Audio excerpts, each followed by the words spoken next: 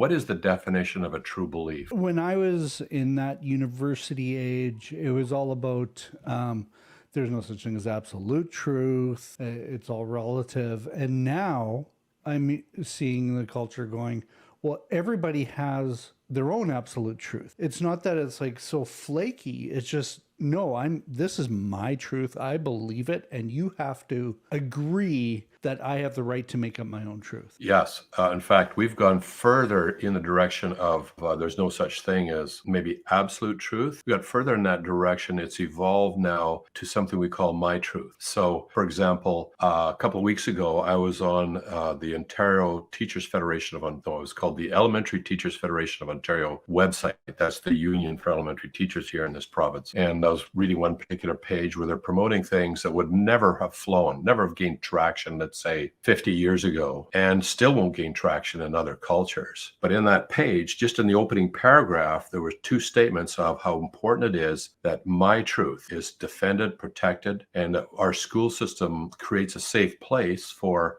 my truth, whereas each individual person has my truth. So that's one area we're seeing it. Now, this is going to get really interesting. Just hold that idea about my truth. I'll give you one more example. I wanted to know the history behind a particular event that happened in the 1800s, actually over a period of about 150 years. So I went online, I went to find a YouTube where there's a seminar being given, and the person standing up the semanar introduces their seminar and the history of this thing and say, this history will be my truth. And I'm thinking, I want to know what actually happened here. I don't want to hear your personal truth, what you define as true. So how do we know? How do we know what actually happened and what the difference is between that and your truth? And so this leads us to the definition of a true belief, which is defined in philosophy as a true belief, or a belief is true if and only if it corresponds to reality. So there's something out there and we got to bring our beliefs into line with reality. But that's the opposite of what we're seeing happening today. But What I'm we're even seeing happening like, people are saying, well, this is my reality. That's right. Reality has moved from something out there to something in your head, something that you feel, you believe, or you want. And so it is actually an implosion. It's an implosion of truth into something that is entirely relative, subjective, and is defined by you. And the problem with that is this: if reality still exists out there, but you have a different reality in your head and you start living your life according to your own internal head reality, your subjective reality, at some point you'll collide with reality. Let's say my truth was that I could fly and it's summertime and there's nothing soft below the tree and I just launched myself out. And for a second or two, I am flying, but there's a reality out there.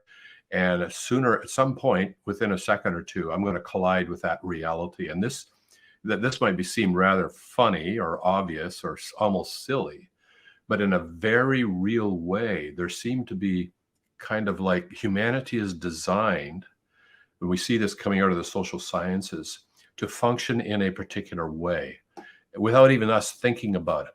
So for thousands of years, throughout all sorts of different ethnic groups, you'll see common grounds on what establishes a healthy community and what does not. We have diverged from that right now. We are so on a free fall collision with reality here, probably within 1 to 2 generations. But it's because of this my truth thing. So there's already a deception at play. And the deception is that somehow I can define my own reality and then live according to that, and there's not going to be any consequences. Now, there is a vague notion, maybe there's going to be some consequences, maybe other people who disagree with me. So there's enormous effort right now, and it was observable on this Teachers Union website, to create a safe space where we don't question other people's realities. We affirm them. And even to question them is offensive, because they have the reality, they're trying to live by that way, and you're disturbing that.